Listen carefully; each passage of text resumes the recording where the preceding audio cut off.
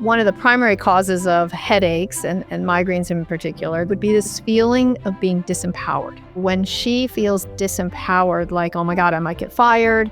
I have no control over this. I don't even work in the sales department. Why is this happening to me? That kind of overwhelm, her body's likely to respond with a headache. We store a lot of stress in the stomach area that relates to ourselves, how we see ourselves and how we think other people see us. So the person sitting next to you who got the stomach ache hears the boss ranting and says, oh my God, I bet he's talking about me. I bet he thinks I'm the weakest link. I bet I'm going to be the first one fired, right? And so because it's related to their own performance and the repercussions landing on them, they get the tight stomach. They're feeling like the whole world is unsafe or whatever the manifestation is for them. And so each person who has a physical symptom, it lets them know how they're relating to an upsetting event. Hi, everybody. Welcome to the Ask Julie Ryan Show. It's where we blend spirituality and practicality to help you live a life of purpose and joy. We have Christine Lang with us on the show today. As a corporate lawyer, she linked her stress to mysterious symptoms and sought a holistic cure. Along the way, she reconnected with her spirit, received divine guidance, and fully healed. Now, she helps others do the same, and I'm excited to learn how she transforms lives. Please remember to subscribe, leave a comment, and share this episode with your family and friends. Now, let's go chat with Christine. Christine, welcome to the show. I'm so delighted you could join us today. Thanks for having me. I'm delighted to be here. How'd you go from being a corporate attorney to working with energy medicine? Yeah, not your typical career path that they tell you about in Career Day. But when I was in law school, developed just horrific allergies. I was constantly sneezing and blowing my nose. It was very attractive. And I was always walking around, blowing my nose or taking, allergy meds and then drinking Diet Coke all day to stay awake. And when I got out of law school, moved to the East Coast, and my allergies got even worse. And I said, this is nuts. And I started studying at that point, looking for a cure in alternative medicine. And along with studying homeopathy and energy healing and different things, I started realizing I had abilities, and I learned how to do Reiki and offered friends energy treatment. And I'd say, well, before I offer you energy, let me go home and take off my lawyer suit and meditate just to change channels in my brain. So I go from aggressive lawyer to peaceful healer. And when I would do that, I would just know a sentence or a phrase or get an image about my friend and her symptom and what was happening. And at first I thought I was just making it up. And then I got up the courage and mentioned it to a friend. And I said, I know your back is hurting, but by chance, did you argue with your husband about buying a new car? And her eyes flew open and she said, how do you know that? Nobody knows that. That just happened yesterday. And I realized I was getting information from somewhere. And so the second time it happened and my friend said, who are you talking to? When she left, I went and sat back in my meditation chair and raised my energy up and said, who am I speaking with? And my spirit said, welcome home. And tears started streaming down my face. And she said, this is who you came here to be. Get ready. And I started sitting in meditation for 3 or 4 hours a day. And she would show me, here's the image you're going to see if somebody's liver's compromised. Here's how a person's energy moves when they're going into pre-diabetic. And she just started giving me a tutorial. And I was just taking notes each day. And that was 30 years ago. And my friends got better and they told friends and I had a practice. Just strangers showed up at the door and the most organic growth possible. And that was, like I said, 3 decades ago. When you talk about what I'm assuming is your spirit guide or a multitude of spirit guides coming through as one thought process in your mind or one channel of information, does she have a name? You refer to this energy as a she. Is there Yeah, a name that goes with it? it's my spirit, which I understand your spirit to be made up of roughly 80% your soul and 20% your ego mind. So your ego mind remembers the movie that scared you when you were 7 and knows that you prefer blue cars to red SUVs and those sorts of things. And that combination is unique to each of us. And I tend to use the pronoun of the sex that the person incarnated in. So if I was referring to your spirit, I would say she. But in truth, we've all had so many incarnations and been both sexes. Our soul and our spirit doesn't really have a gender. but just for lack of confusion, I tend to use the same gender as the person. And so I used to really pressure my spirit, "Give me a name," and she said, "If I give you a name, you'll identify me as something outside of you, as other. And so I prefer you think of me as an aspect of self because that's more accurate." Interesting. Yeah. Interesting way to look at it. It's been my experience too that spirits don't have a gender and they could care less whether we give them a gender because we equate a gender with a name, Right. certainly. Right. And they're fine with that. They're like, whatever helps you understand it easier Yeah, is fine and with when them. people ask me, of course, "What's my spirit's name?" They would say, "Well, in the spirit world, we don't use names. We connect with the other person and recognize them by the feel of the energy. So Right. the The the name is frequency. irrelevant. They don't need it in the spirit world." So that's something we use for our benefit, but it doesn't really make as much sense to them because it's something that's necessary. And then we take it a step further, which is we're all a fractal of the divine, which is source. You can call it whatever you want, God or the universe or spirit.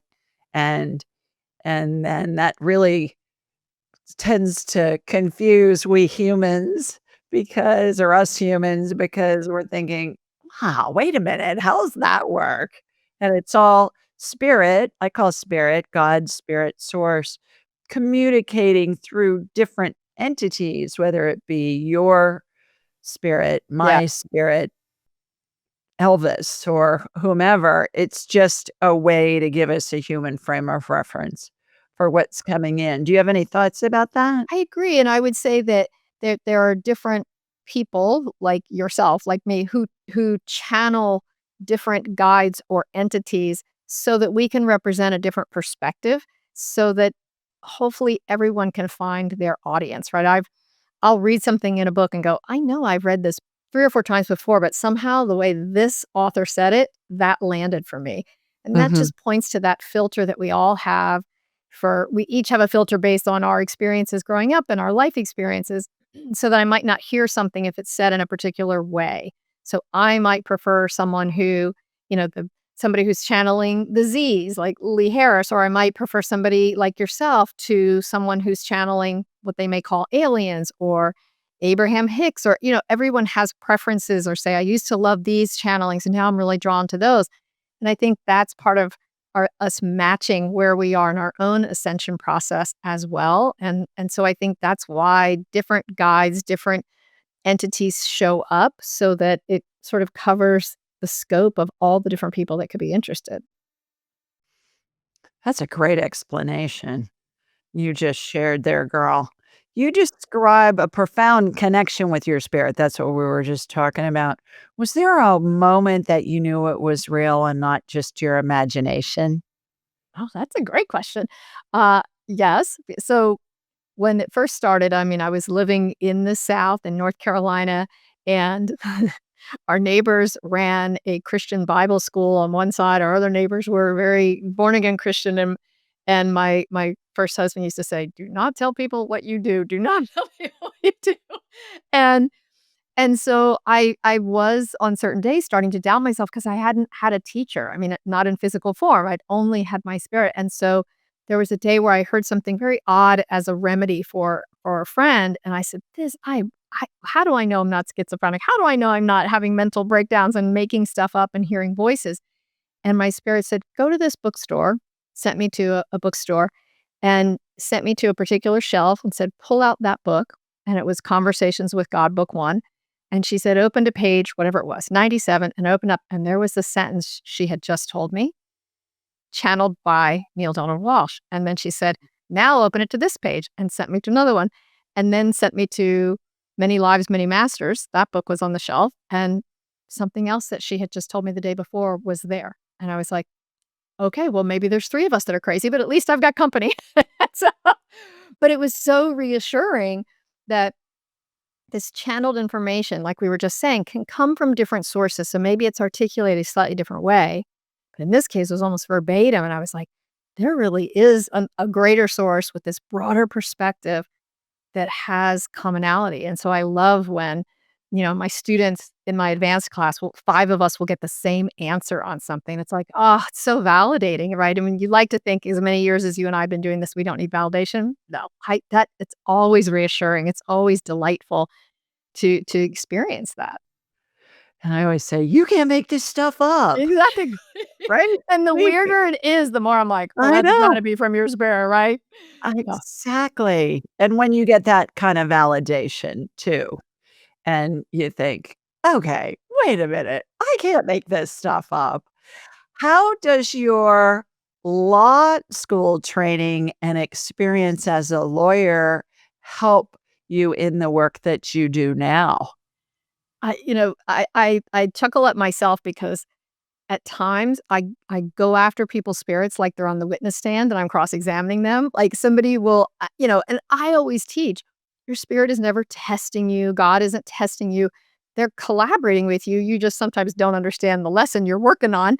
And and so when somebody like I had a client last week show up with just really painful symptoms, and she's really been doing her work, and she's like, "I just don't get it." And I did kinda go after her spirit like the litigator, like, "Isn't it true that she's doing her work? Why is she still having this symptom? Blah, blah, right?" And all of a sudden, I'm advocating on her behalf, and her spirit said, "If you will take a breath, I will explain." And so I'm like, there's my spiritual humility getting kicked into gear. "Okay, yes, ma'am, thank you, I get it," right? And so but I think the more accurate answer is my quest for answers for myself and for other people has been this theme throughout my life. And I realize as a lawyer, I can get people some answers, but what I do now is like the really important answers that you can get for people. Well, and your inquisitiveness Yeah. is really what leads you to help those people find those answers, and certainly you were drilled on being inquisitive, not only when you had somebody on the witness stand, but certainly in the research that you were doing on prior cases and things like that. And specificity of language too, I would say. I haven't actually talked to anybody about this before, but now that I'm thinking about it, yeah, like when people will say, "Well, ask my spirit if I'm gonna be okay." I'm like, "I can tell you already the answer is yes, because your spirit's mine, you're already okay, right?" So let's be more specific and really get to the bottom of what you're really seeking there. So I think that articulation and specificity of language training helped me as well. Well, and I have found that spirits are very literal, Yes. and how the information comes in, how helpful it's gonna be is always gonna be predicated on how we ask a question. Yeah. And certainly as a lawyer, you know that perspective is determined by how you ask the question number 2 and how you phrase what's around that question. Yes. Yes. And all the qualifiers that you put in there, absolutely. Yeah. It's so important for us to be able to be succinct and concise and specific in the information that we're conveying to spirit in the form of questions and also statements. Why do you think that is? What's that all Well, about? I would my way of answering your question, I hope answers it, but I would say if we back it up even before that, I would say what happens is we take things out of context in that we make them mean something they didn't mean. So, I'm looking forward to going to this concert and then I get a cold and I make it mean that my spirit didn't care enough about me to protect me from that germ. And then we make it mean something that it doesn't. Or, a person doesn't call me back when they say they will, and I make it mean that I'm unimportant to them. And I think so much of our suffering comes from what we make something mean. And in that way, we distort the context. And then our question is based on our assumption that we are stating as a fact, which that guy did to you in the witness stand, right? Here's the fact. And you're like, actually, no, right? Here's the distortion, right?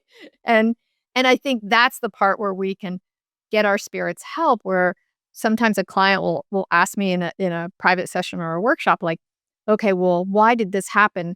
Because and they use general terms. Everything went to, heck in a handbasket, or everything did this, or this guy was rude to me. And then a lot of times, to your point about being literal, her spirit will say, what is the phrase that you thought was rude? They'll say, actually, here's what we remember being said, but here's how you heard it given the context of how your dad used to talk to you, right? Here's the Oh, distortion. And when we wow. learn, oh, here's my distortion, here's the lens I see things through, right? I had a client yesterday and her spirit said, well, you think you're out there dating and trying to meet people, but your energy basically says, prove to me you're worth the hassle you're going to be. And very few men want to try to push past that.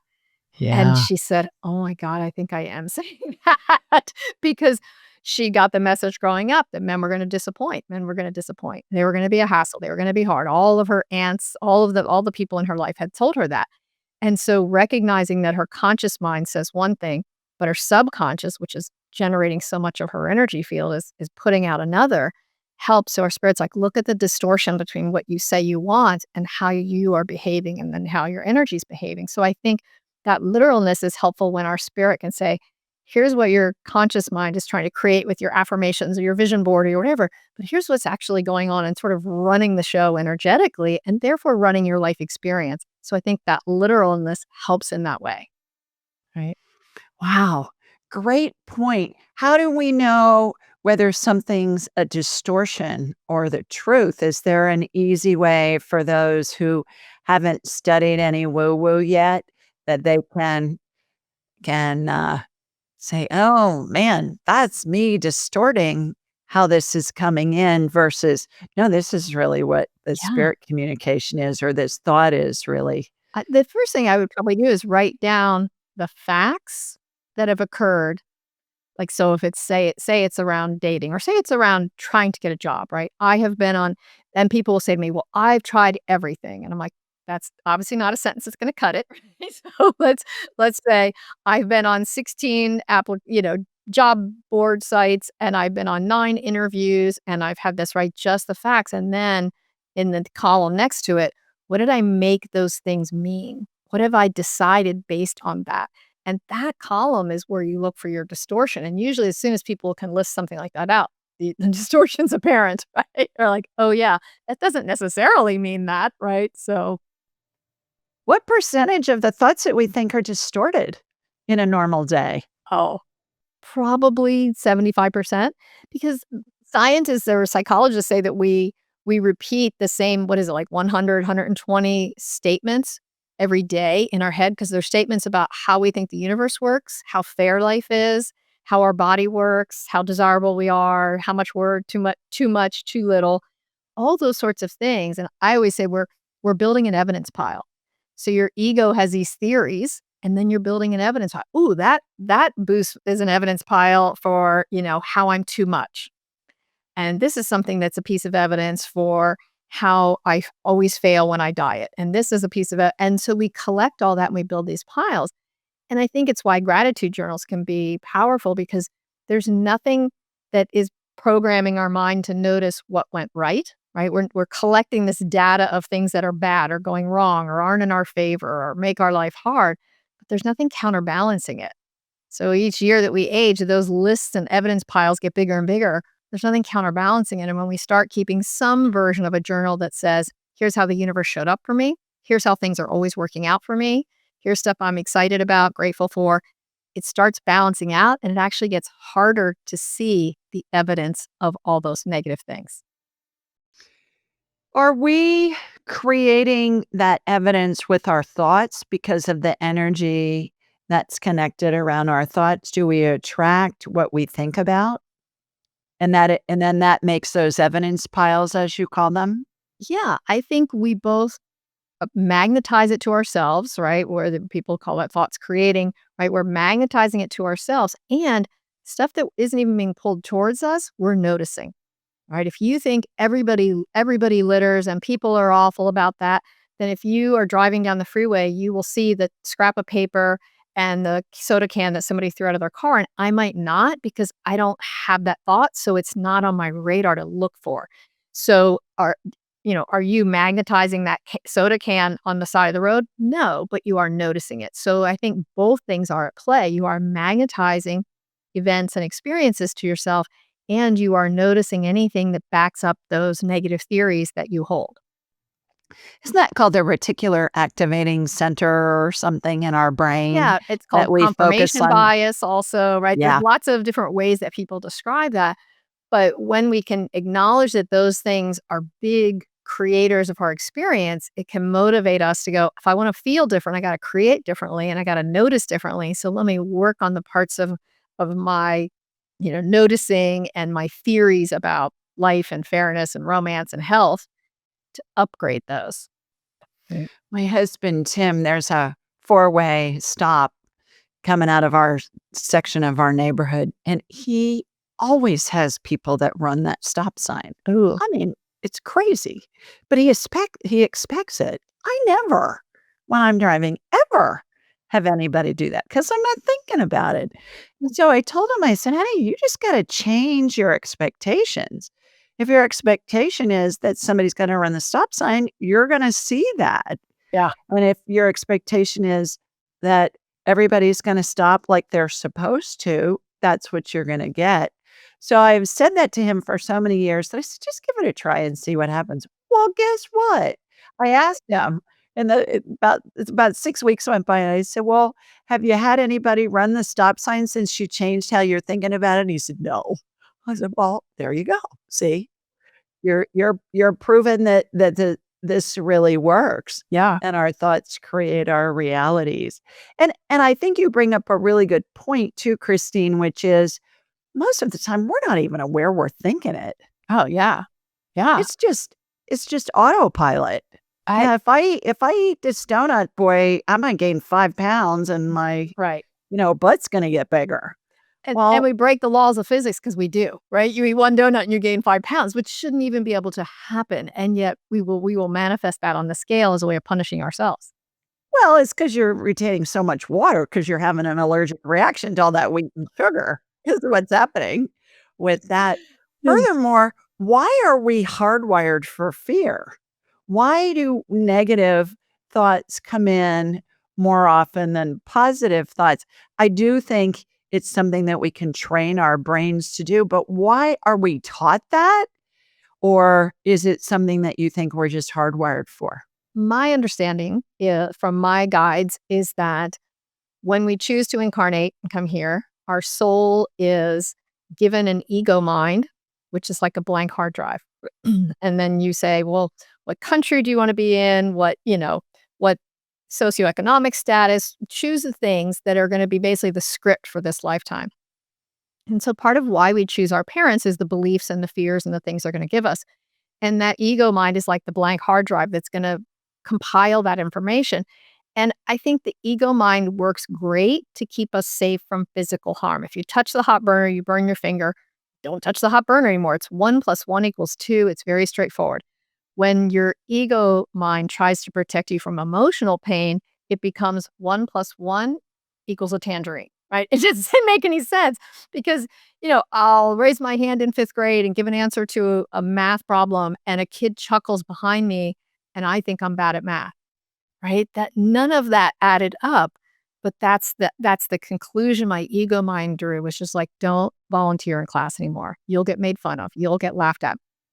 And so that leads to what we were talking about earlier. There's where your distortion lens begins getting developed, right? And so I think how we come up with these negative thoughts and these negative beliefs that are inaccurate is because our ego is trying to protect us from emotional pain that we have felt in the past. And it's doing its best, but it's woefully inadequate. It's very capable of the physical harms because those are so straightforward, but the mental and emotional, it's really tricky stuff. And especially when you're talking about a child's mind, right? If you're 7 years old and you witness your parents fighting and it's because you just asked your mom for dinner and now you have this association with being, too needy or something like that. Those are done so long ago and those conclusions drawn so long ago. It takes a real effort to flush those up and realize how they're driving your current relationships. Which what I'm hearing is that we come in and then we learn the negative thought patterns that and I'm thinking of babies when they're born and babies, toddlers even, they're happy all the time unless they're hungry or they need to be Right. changed or they're tired Right. or they're in pain. I mean, their natural senses, their natural personality is joy. Yes. babies are. So we're taught that children learn what they're taught is a lyric from a song that is coming into my head. Children are taught to be whatever, and when it's negative. So how do we get out of that spiral of negative thoughts? Well, one of the first things that I would want to do is to try to flush up some of my biases that I think are really getting in my way. Mhm. And so pick a topic that you're frustrated about, your career or your romantic relationship or your current relationship with your partner and how you fight about the same six dumb things or whatever that is. And pick your topic and then answer some questions with the first thing that comes to your mind that you're afraid is true. Not the A answer of like, "Oh, it's all perfect and blah blah blah." I don't want the A answer. So when I do these kind of rapid fire subconscious quizzes for my clients, let's say if it's in the subject of work or finances, I would ask questions like, "In order to make more money, I will have to blank." And the things that people write down, they go, "Oh," I'm like, "Yeah, that's your truth." The thing that makes you groan as you write it, that's the bias to So get what rid of. are some of the answers you've gotten? I'd have to work harder, I'd Yes. have to get a I will ha different I will have job. to work harder, I will have to sell my soul, I'll have to betray my values, I will have to suck up to my boss even though he's a jerk. They're all things that feel out of alignment with their own integrity. So what they're saying is, "I won't be able to make more money and stay aligned with my core values." So that's why they're not making more money. They've chosen their core values, which is a great choice, but it's poking holes in that assumption because it's not accurate, right? But somewhere along the way that and it could be a comment your dad made at the dinner table when you were 9 years old, right? So where do they go once they've identified those beliefs, like what you just mentioned for somebody who wants to make more money? What do they do then? When they've identified the belief, I always say, "Sit with it for 24 hours and let your spirit bring you where that came from." And people say, "I'll be driving down the road and all of a sudden I'll see that time Aunt Lucy sitting at the dining room table saying that to my dad," right? And they're like, "I can't believe it. It always works. Like I get it. I get the thing come up," or they get it in a dream or they get it in the shower. But their spirit will start offering them these little vignettes, these little movie clips of here's how that got formed. And then you decide, do I still believe it? I write it down. Okay, here's the thought I have. Now, do I still believe it? And then the answer is usually no. And it's like, okay, what do I think not should be true, but what do I think is most likely true? Right. And from there, it just starts disintegrating that energetic block that was based on an inaccurate assumption you've been carrying around for a long time. And then do you find that your clients' lives change in more advantageous ways and Oh, they yes. attract or they're able to manifest things that they want once they identify where those distortions are with their Yeah. thoughts? Usually within 6 months to a year, the people find their partner, double their income, do those sorts of things because now they're clearing the path and what they're experiencing actually aligns with who they are now. Because when we have those blocks and we're not finding the right partner and we're dating the same guy over and over again, or we're in the same job and feel like we're in a rut and we have hit this glass ceiling, those sorts of things are basically saying, I'm still living like the person I was a year ago, 5 years ago, whatever that might be. And it just lets us know that some part of it is out of sync. Part of you has, been on this path. If somebody's listening to your show, they're on their path, they're healing, they're doing their own self-healing, but there's something that is still the old version of them that is blocking them living a full manifestation of who they are now. Interesting.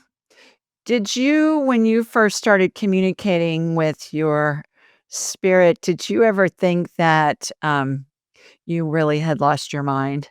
I mean, did you question your sanity, or did your your friends and family or your partner think, "What the heck is My she my doing?" family was a little concerned. They're like, "You I haven't bet. even paid off your law school loans yet, and you're doing this, right? Let's maybe stay being a lawyer until you've at least paid off those loans."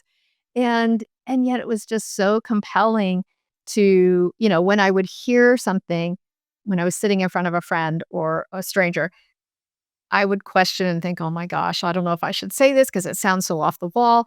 But then their eyes would let him go, "Oh my god, that's exactly, what my uncle said when I was 9," or that's exact and so that quickly built up my confidence that Mhm. this was coming from something far greater than me, and my spirit started teaching me to talk to other people's spirits, so then I've got, 2 players that I'm channeling because the other person's spirit would say, "Well, it's like that movie they saw last week." Well, I don't know what movie they saw last week, right? But our spirits know, and they're having, as you know, instant communication as soon as we're connected with somebody, and so came to rely on their wisdom, their accuracy, and I always said, "If something feels wrong, it's because 'cause I've heard one word wrong and I'm off on a tangent," and just stop me and say, "I don't even have a canary," right? Just get me back on track, but in general, it's the error, if there's an error, is me, that, not hearing a word correctly, but I so trust that information from the spirit world because nobody has your back like your spirit. Your spirit Right. is, advocating for you and wants to collaborate, and that's why I wrote the book because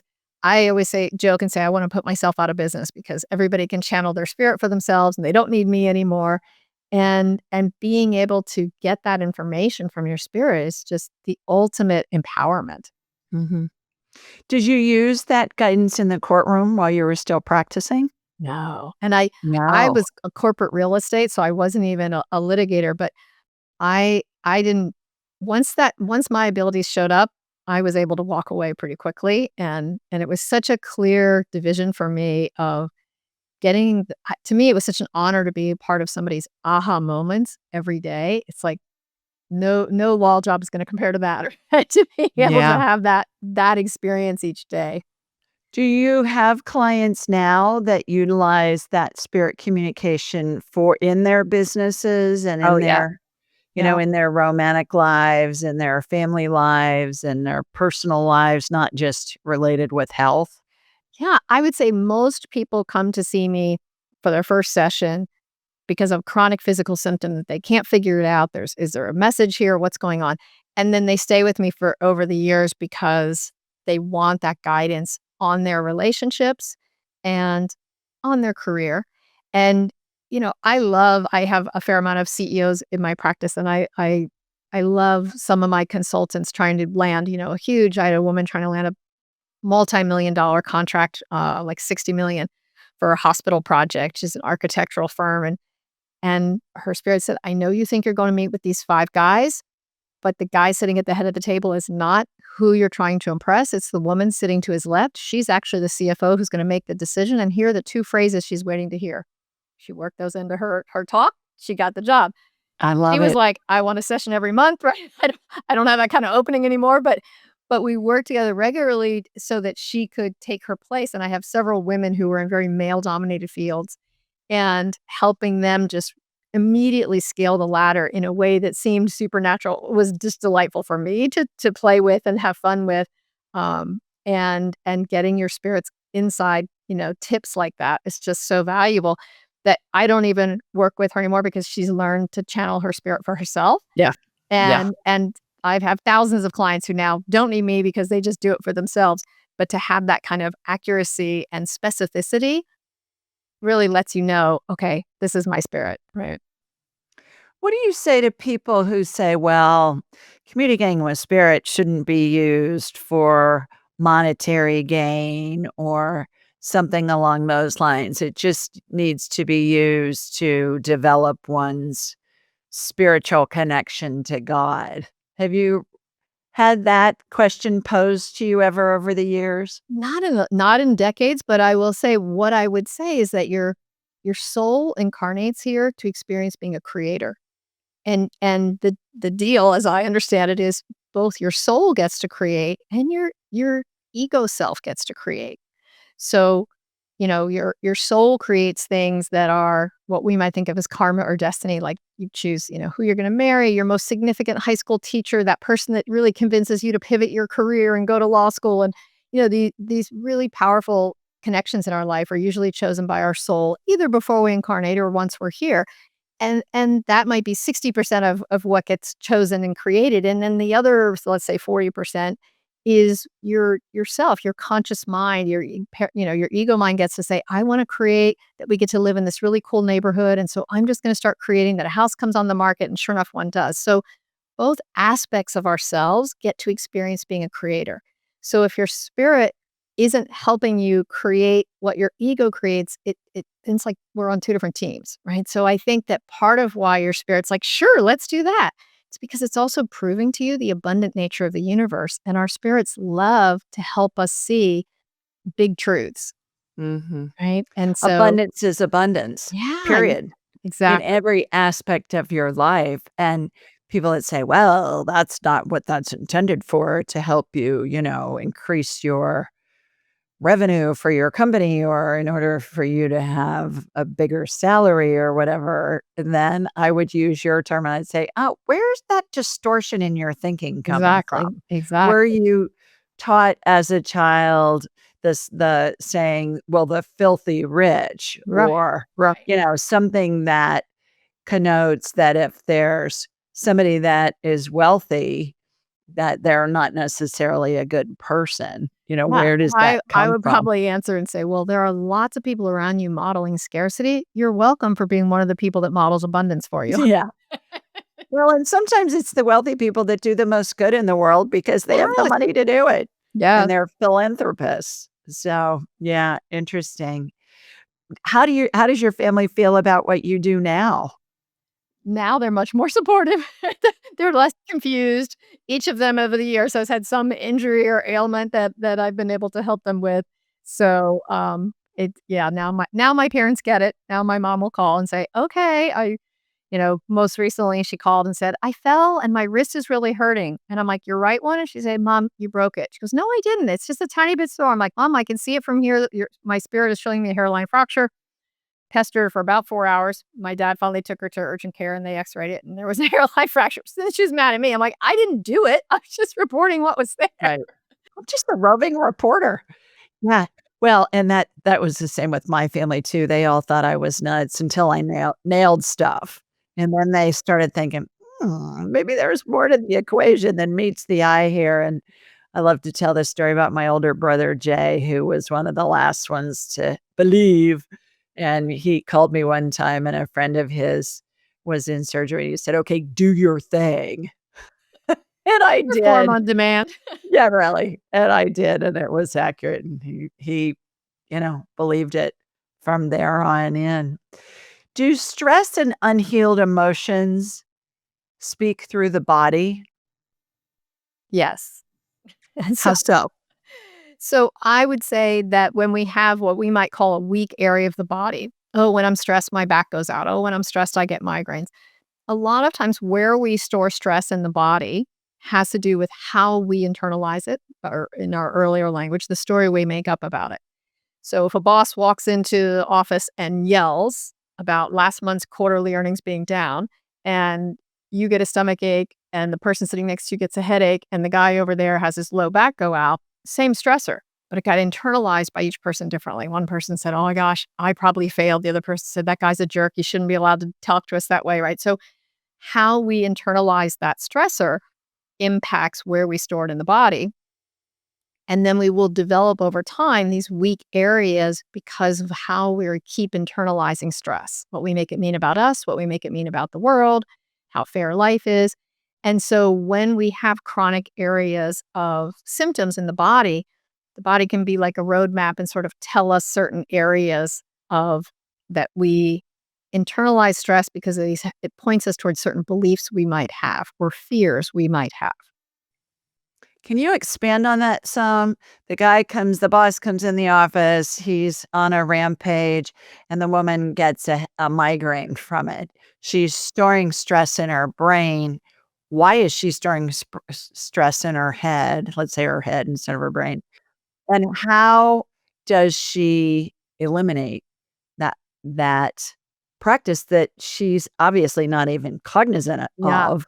How does So she get rid of that? So when one of the primary causes of headaches and migraines in particular, there's hormonal causes, of course, but if we pull those aside, would be this feeling of being disempowered. And so when she feels disempowered, like, "Oh my God, I might get fired. I have no control over this. I don't even work in the sales department. Why is this happening to me?" That kind of overwhelm, her body's likely to respond with a headache.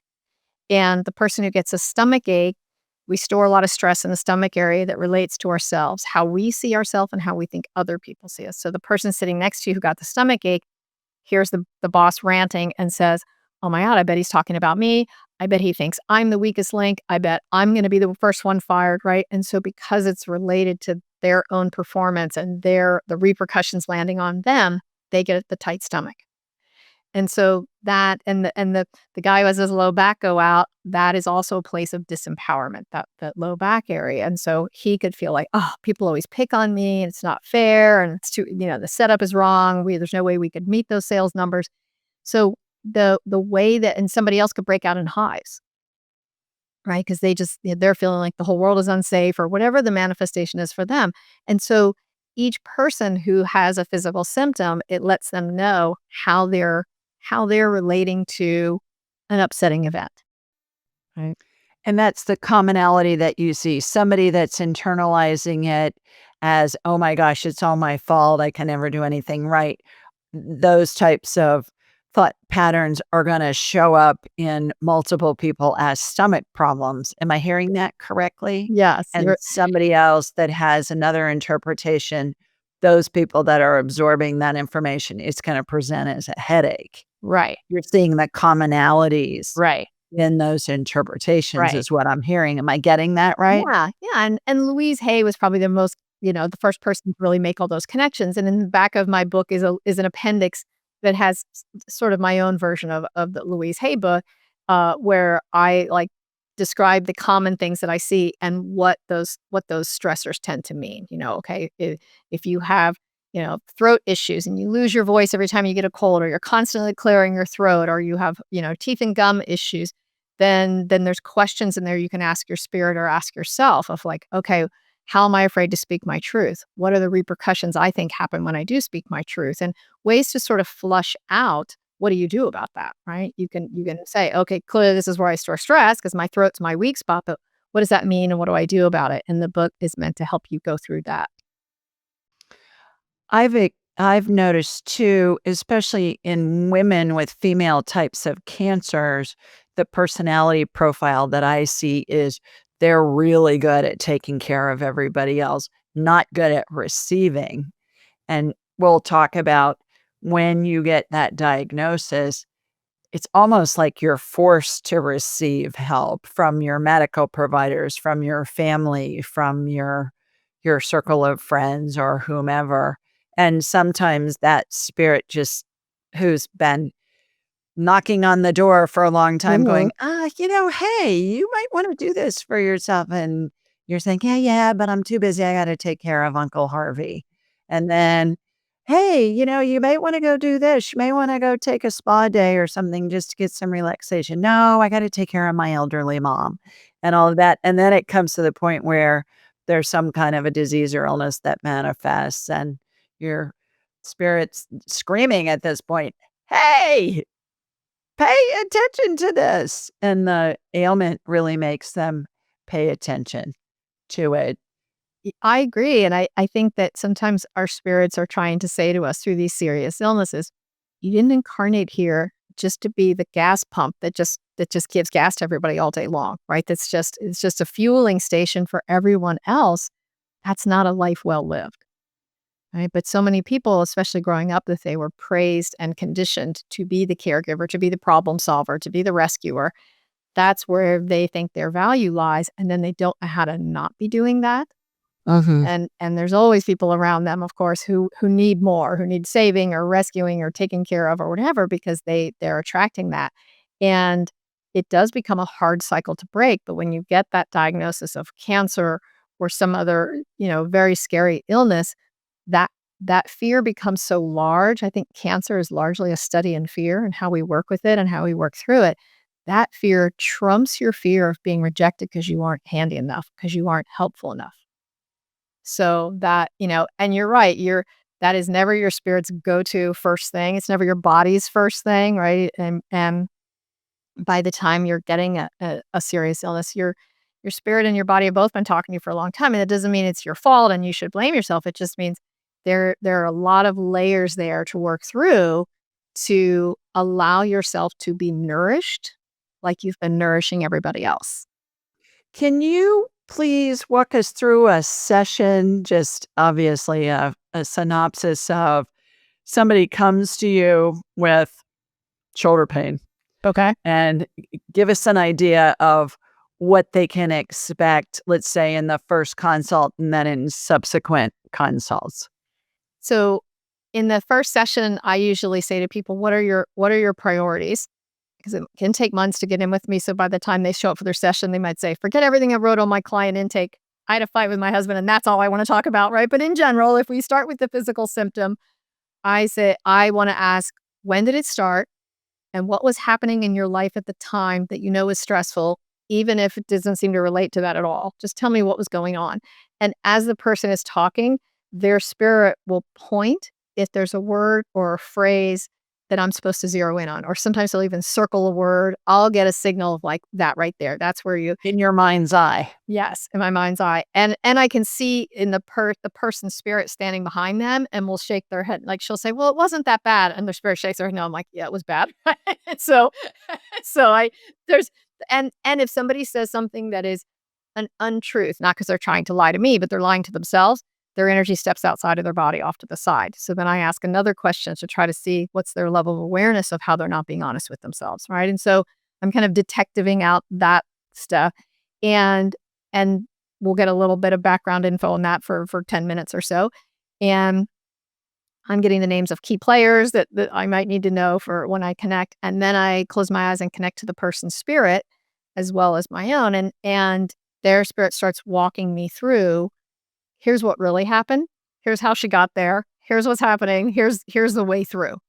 And so for me, I would say my job is to have a person leave a session not super impressed with me. I don't care about that. I want them to know themselves much, much better. It's like taking the flashlight beam and lifting the flashlight up really high so that that light of awareness just gets huge compared to when you came into the session.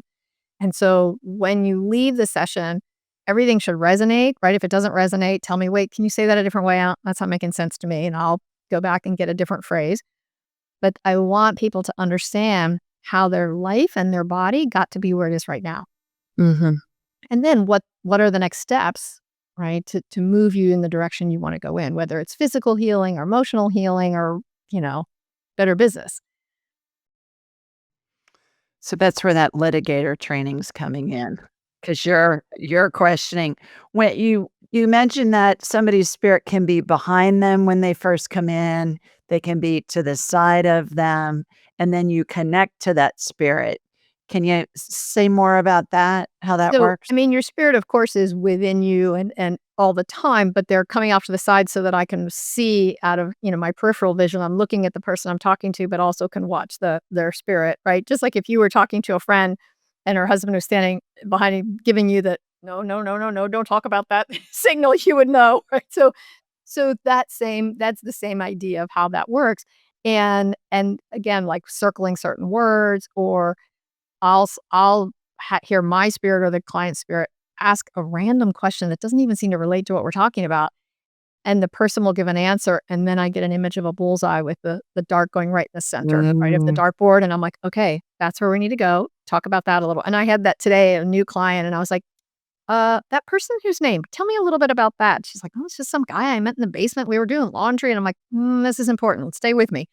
And sure enough, we unraveled it and we put all the pieces together. And she's like, "Oh my God, that just backed up every bad theory I had about dating and relationships. And now I get it." It was, and it was like watching in that movie, The Matrix, where everything crumbles, right? When gets the code and he understands, it just, her whole face lit up, her energy field changed, her at front of her heart chakra opened up. And I just said, "Now you're ready to date again." Right. Because we just worked through that wound that left a scar that you weren't really able to let anybody else in.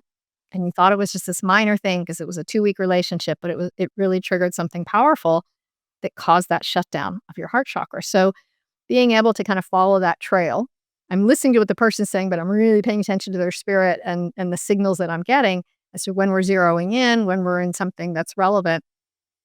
And a lot of times I'll ask somebody a question and then I'll say, "Okay, now here's your spirit's answer to that same question." And they'll say, "Oh, that's a lot more accurate." It's my answer. And I love that because it's not to make them wrong. It's to, as we were talking earlier, show them their distortion. Clarify things. Yeah, here's that distortion lens you interpreted that through.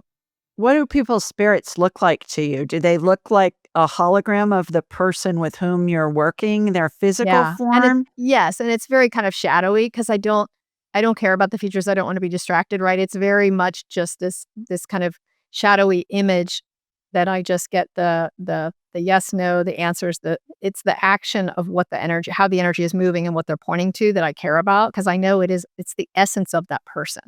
Mhm. And so when I hear a person's spirit, it sounds like them, just a little softer and kinder because the ego voice isn't so strong, right? And our ego has our fear, so Have you ever had something that was a negative comment from a spirit?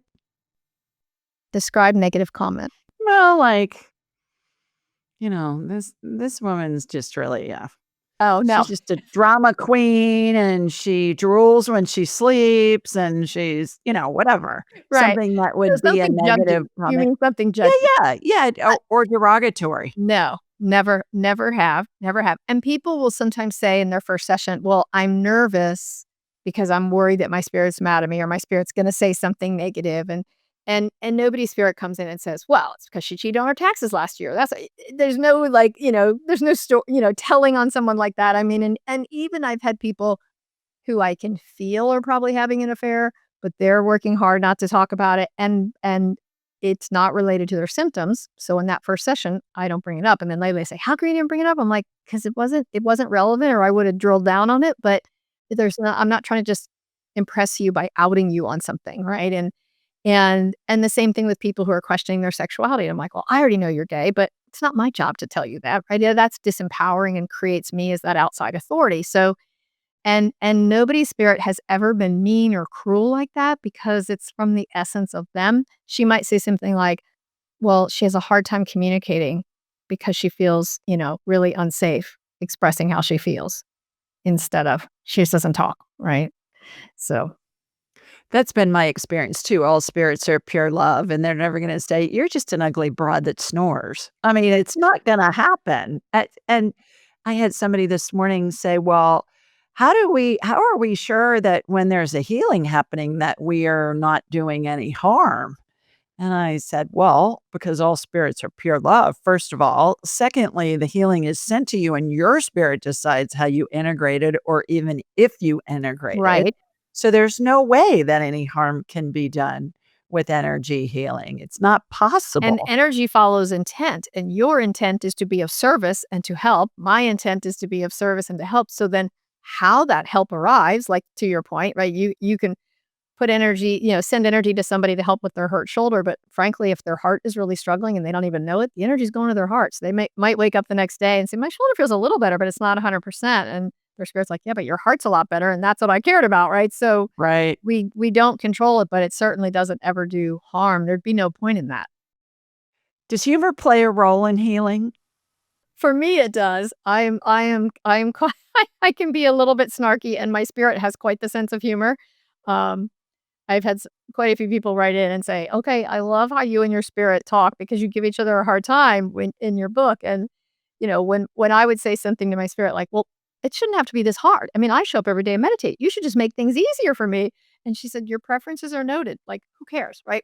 It's like, "That's nice you feel that way. It's not going to happen." And so one time my spirit said something to me, and I'm like, "Noted. Your preferences are noted." Right?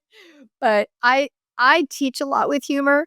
Um, I used to teach dog obedience classes a long time ago, and I always taught with humor because I think we learn a lot more when we're laughing. I can shove a lot more information in your head if you have a chuckle along the way. And I enjoy laughing, and I also don't think this has to be super serious. Like to your comment earlier, like if you're doing it for the right reasons, you shouldn't make much money and should always be serious. And that is not the school I'm from, right? I'm very much I think humor is divine and abundance is divine, and I like to play with all of it. Well, and I find that spirits are hilarious. I do They too. are just a riot, and joy and humor and laughter and all of that's a high vibration, and that's where the magic happens. I When we're agree. on the I feel crappy channels because the vibration's low, and you're listening to some whiny country music, song complaining about mama the truck and the dog. Exactly. It's a situation where it's just a low vibration. Spirit's still communicating, but that channel's not receiving it because the vibration is too low. Agreed. What's one thing you wish people understood about illness and healing? Is that your illness isn't a punishment. I try to view it as an invitation. And when we can go from being critical of our body to being curious, it opens you up in a way that you become more intuitive. Because when we're blaming and shaming and being frustrated with our body, which is certainly understandable, especially if you're in physical pain, I absolutely get it. But what we're really doing is sort of pushing away from the body and pushing away from ourselves. And that really narrows down the opening that we can get information from. If you join my email list, there's a free guided meditation where you can get a message from your symptom. And there's a meditation that walks you through opening up and being in conversation with that symptom or with that part of the body and asking like you'd ask, your dog if it was limping or a child that was hurt, like, okay, what do you want to tell me? What do you need? And people are amazed that they can get answers to that. They just assume it's going to be so hard and your body's happy to give you that information and your spirit is delighted to say, let me give you some guidance on this. Like your spirit, is your best life coach, health coach, career coach that you'll ever have. And it's just learning to trust that and work with it and then see the body as like, this is how old I am, a big bulletin board where, your spirit is leaving messages for you and your body's leaving messages for you. And I've found too that there's always an emotional component with every kind of physical ailment or disease or illness. Sounds like you've found I the agree. same thing. And It's I the think root cause. yeah, and whether the emotional piece is 97% of what's going on or 40% of what's going on, because really you just weren't paying attention, you stepped off the curb and sprained your ankle, right? Then the emotional piece might be pay attention. Don't be so distracted. But there's always an emotional component. And until you understand that and work with it in those chronic symptoms, you're not going to achieve complete healing because that underlying disturbance is still there, right? That underlying imbalance is still there. Is there a simple step that anybody can use to help them listen to their spirit? Uh, a simple step. I mean, this is going to sound really overly simplistic, but one of my favorite quotes from the Buddha is "Be still and know."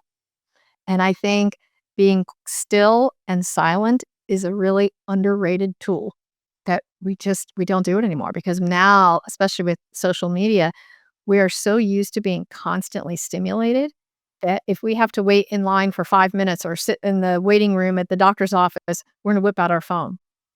And before we had phones that could do that, we would just sit and be open to think. We would think we were just daydreaming or thinking, but we were also receptive, right? And we were more in receiving mode to use your language. And so I think that the idea of just getting quiet and saying, how am I really in this moment and today, people start learning truths about themselves. Oh, I'm really carrying a lot of responsibility. Oh, I'm taking on the majority of, upset from my boss from earlier. And just checking inward like that starts that dialogue. And then whether you develop a formal meditation practice or journal, just that start of going inward and acknowledging what is true for you is really powerful. Is there a difference between meditation and prayer, or are they the same thing? I love the saying that prayer is speaking to God and meditation is listening. Mhm. And so, of the two, listening is more important than what I have to say to God. I have plenty, of course, because I'm a chatterbox, but the listening is more important. So I absolutely pray, but I try to spend more time listening. Why do we incarnate? To experience the growth that we most recently had in spirit form, as well as experiencing what our soul has now learned and holds as a cellular, for lack of a better word, memory at that soul level. So I think when we're in spirit form, we evolve and we become more compassionate, more loving, more forgiving. But we want to experience ourselves as that. And in spirit form, there's nothing to forgive, there's nothing to be compassionate about. So we come here where there's plenty to forgive and be compassionate about. And we get to write a script for ourselves before we incarnate and choose all the key players and the really big events and then decide how we're going to move through them. and then we get to die and do it all over again and say, wait, let me try that again, right? And I don't do mediumship work per se, but when I'm in session with a client, I've had, you know, their deceased relatives come through and say, you know what, I totally had that wrong. Here's how I would have done that, and the stuff that they've already realized about how they wish they'd done things differently is always interesting and validating for the client. You're extraordinary, girl. I think we're sisters from a different mister, really. We're saying the same thing. We're doing the same thing. When I've listened to your podcast, I'm like, yes, yes, and yes. Yeah, well, and I felt the same way when I was doing my prep for this conversation today. I thought, "This girl, she's on it. She's got it going on." And and I find that the way that you present information in a concise, easy to understand format is really absorbable for everybody. So thank you for doing that because in this woo-woo space, a lot of it's I read it and I think, "What the heck are they trying to communicate here?" And you're really good at just hitting the nail on the head and saying, "Boom, boom, boom, step 1, 2, 3, 4. Here's what's gonna happen. Here's how it's gonna here's what you're gonna be able to do to enhance your life yourself." You're just guiding I them. appreciate you saying that because I feel the same way about you. I mean, I think we are both very pragmatic. And people have said to me, "You're like the anti woo-woo person." And I'm like, "I guess I don't have a lot of time for just the feel good, smoke and mirrors kind of stuff or the this seems so magical. I really want to empower the individual to lead the better life and to make those connections, like you said, so they're getting that emotional healing." And yeah, I think it's the lawyer and it's like, get results. Well, I say to you, bravo. Well done. Thank you. Keep on keeping on. How can people learn more about you and your work and your new book? Oh, thank you. The book is called Ask Your Spirit, and it's available everywhere. And my website is christinelang.org. And you can find me on everywhere, social media from Instagram and Facebook and YouTube. And I open my calendar every 3 months. The sessions tend to sell out in 15 minutes or less, so you have to have that be ready right then. But we get a couple cancellations each month, and we post them on social media, so people follow me there to grab those. And I'm doing more and more workshops of teaching people to do this for themselves, which I love. I love putting the world is a better place, the more people that are out there working with healing energy and channeling their spirits because that's benefiting everyone, and that's the big ripple effect, just like your podcast, right? The bigger the ripple effect, the happier I am. Well, thank you so much for joining us and sharing your wisdom with us. Oh, thanks for having me. I knew it would be great, and it was. We're like minds, so All right. So, in the meantime, sending you lots of love from Sweet Home, Alabama, mwah, and from North Carolina, too, where Christine is. yes, The Southern Babe, sending yes, you lots right. of love. All right. Bye, everybody. We'll see you next time.